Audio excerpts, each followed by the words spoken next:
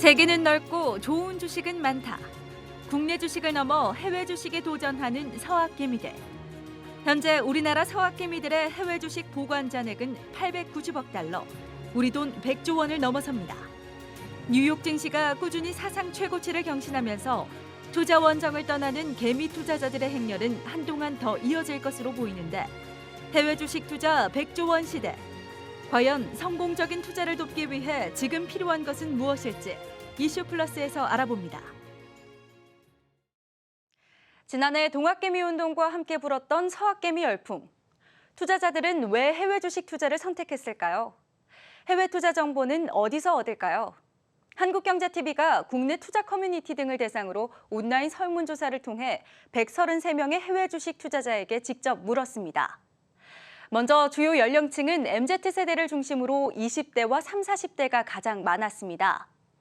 20대가 48.1%, 30, 40대가 47.4%에 달했습니다. 해외 주식 투자 시작 시기는 동학개미 운동과 맞물려 지난해 전후가 가장 많았습니다. 투자를 시작한 지 1년이 안 됐다는 응답자가 50.4%, 시작한 지 1년에서 3년 사이라는 응답자도 45.1%에 달했습니다. 비교적 최근부터 서학개미들이 늘어난 겁니다. 해외 주식 투자를 시작한 이유에 대해선 유망한 투자처라고 판단했다는 응답이 70.7%로 압도적이었습니다.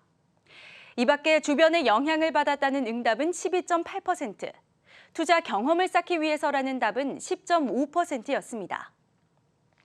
해외 주식 투자 정보를 얻는 방법에 대해서는 가장 많은 27.8%의 응답자가 해외 언론과 미디어를 통해서라고 밝혔습니다. 블로그나 커뮤니티 등 온라인 사이트를 통해 정보를 얻는다는 응답은 21.8%로 2위였습니다.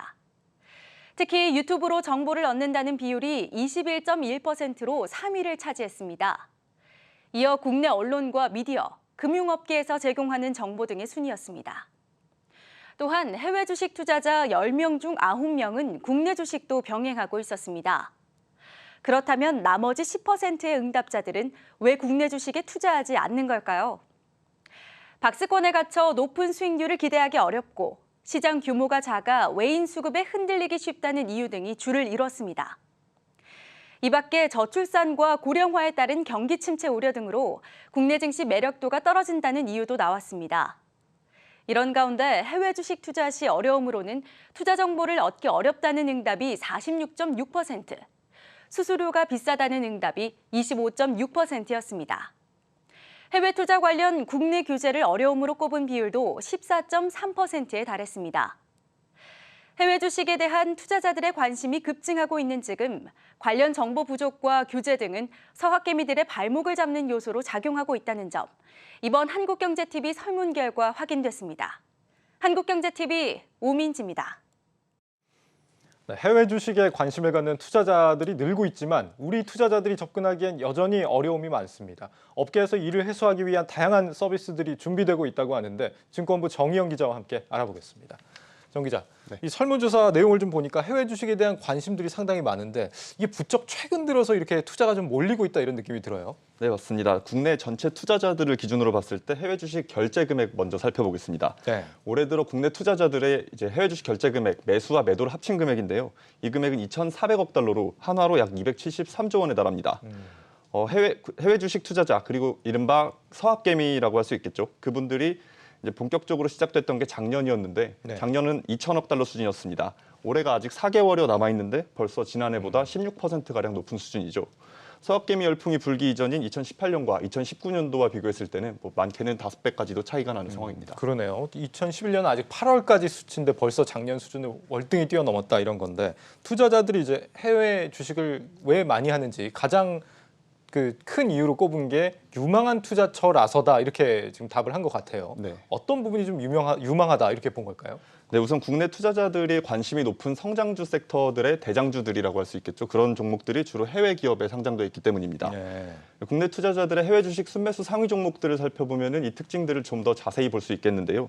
지난 한 달 기준으로 봤을 때 이제 국내 투자자들이 제일 많이 담은 해외 주식 종목은 클라우드와 이커머스 선도 기업인 아마존이고 그 뒤를 이어서 구글의 모회사인 알파벳, 그리고 마이크로소프트, 페이스북, 로블록스 등이 등으로 이제 업종에서 우량 기업들로 평가받고 있는 기업들이 뒤로 자리하고 있습니다. 알겠습니다. 이렇게 유망한 기업들에 투자하고 싶은 마음은 굴뚝 같은데 정작 이제 손이 잘 안 간다 이런 분들도 굉장히 많습니다. 아무래도 뭐 투자를 하기에 좀 방법도 잘 모르시는 분들도 많이 계신 것 같고 그리고 또 뭐 정보도 많이 없고 뭐 수수료도 비싸다 앞서서 이제 그런 얘기도 나온 것 같은데 증권사들이 이런 부분에 대한 서비스를 좀 강화하고 나섰다고요?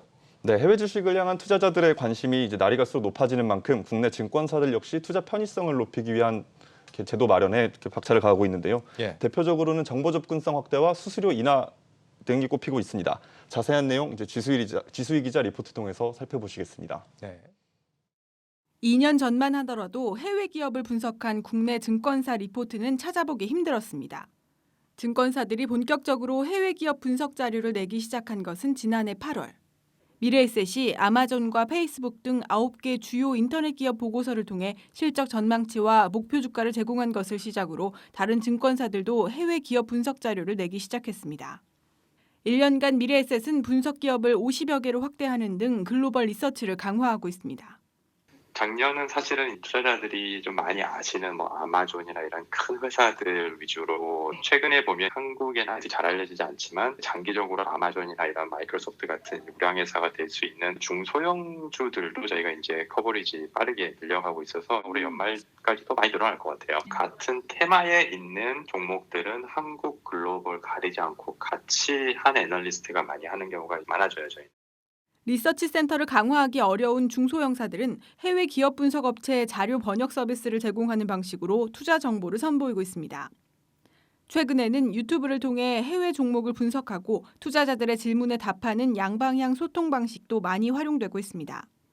이러다 보니 주로 기관 투자자들을 대상으로 설명 자료를 만들던 애널리스트들의 역할도 크게 변하고 있습니다.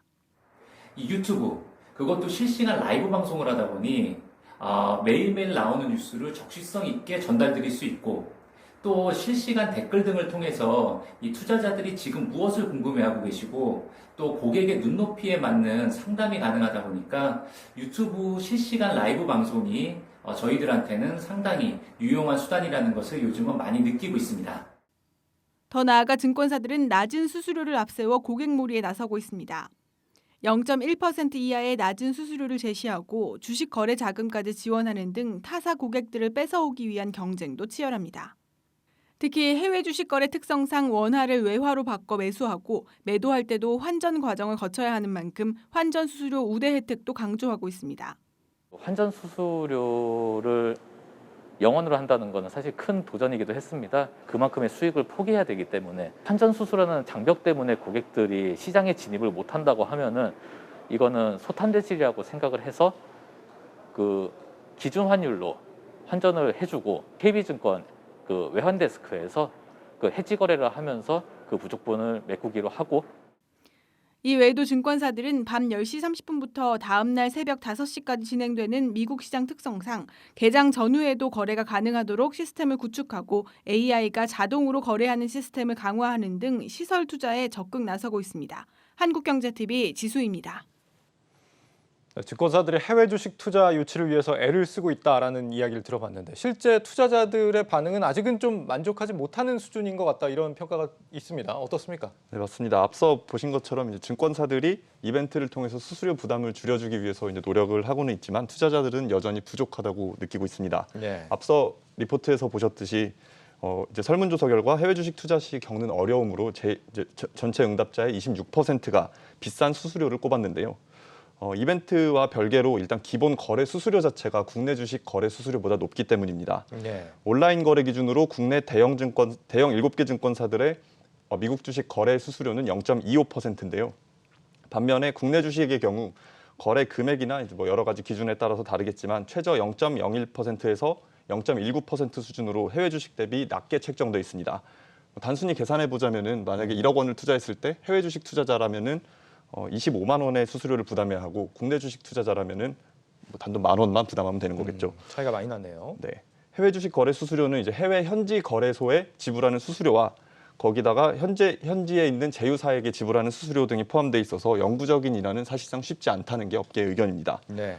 그래서 이제 증권사들 간의 고객 유치 경쟁으로 벌이는 수수료 인하 이벤트는 증권사의 수익성에는 그리 도움이 되지 않는다는 분석도 나오는데요. 실제 해외 주식 거래가 폭증하고 있는데 수수료 인하 경쟁이 이어지면서 증권사들의 외화 주식 수수료 증가폭은 보시는 것처럼 미미한 수준입니다. 네. 따라서 수익성을 이유로 증권사들이 이벤트를 중단한다면 다시 비싼 수수료를 물어야겠죠. 그래서 증시 전문가들은 이제 거래 수수료가 비싼 만큼 거래 대금, 거래 수수료를 낮추기 위해서는 뭐 단타보다는 장기 투자를 좀 권장하고 있고요.